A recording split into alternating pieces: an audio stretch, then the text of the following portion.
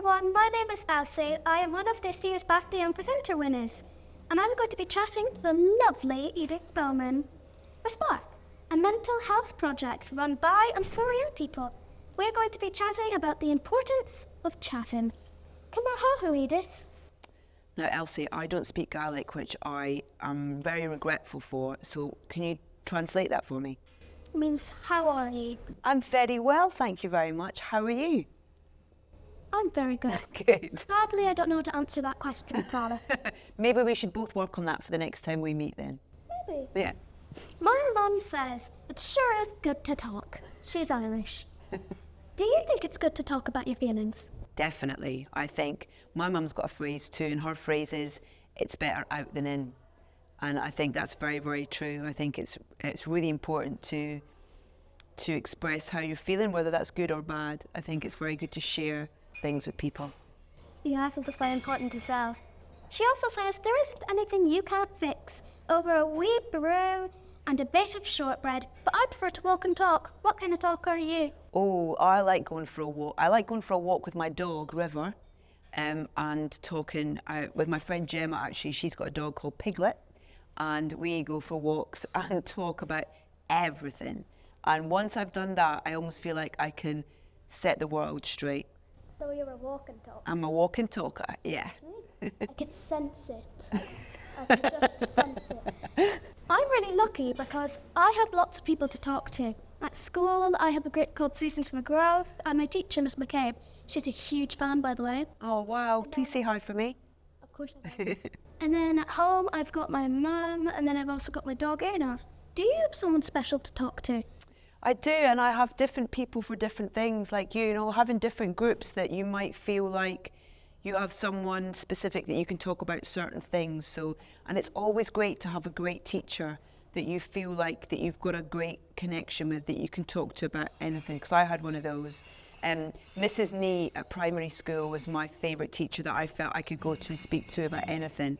And then at senior school, there was quite a few teachers. My English teacher, Mrs. Duffy, she was awesome, and she also gave us great books to read as well. So yeah, and then my friends and my husband as well, but also my two boys. So I've got two boys, they're 10 and 15, and that's something I really encourage them to do as well, is to kind of talk about anything that's troubling them. A problem shared is a problem halved.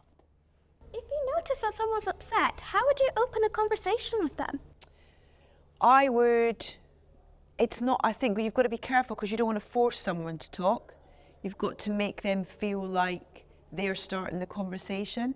But I think the thing to do is to let them know that you're there, and let them know that you've got a shoulder to cry on or an ear to listen, and if there's anything that you can help them with. So that would be my advice.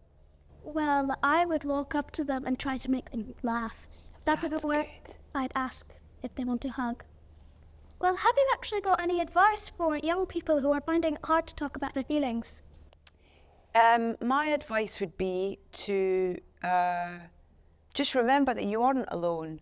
You know, that if you feel like you're going through something, there's probably lots of other people who are feeling or going through similar things to you, and to not feel shy or scared about talking to people about it, because I think once you almost unlock that and start talking about it, you'll be amazed by how I don't know, comfortable you feel, or how relieved you feel by kind of offloading those things that you want to talk about.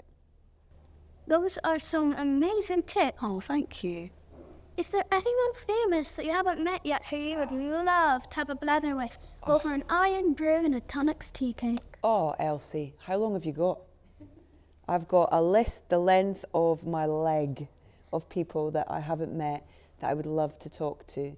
One of those is a gentleman who you might not know, but he's called John Williams, and he's a composer. And he wrote the music for so many films, all the Star Wars films, all of Steven Spielberg's films, so E.T., Jaws, all that kind of thing. Harry Potter, he did the original music for Harry Potter.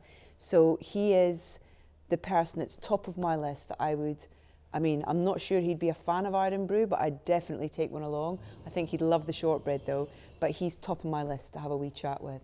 Okay. Well, thank you so much, Edith. I've had a lovely time, and you're definitely somebody I would love to have a walk and talk with. Remember to look after yourself and reach out when you need to talk. Marshall live.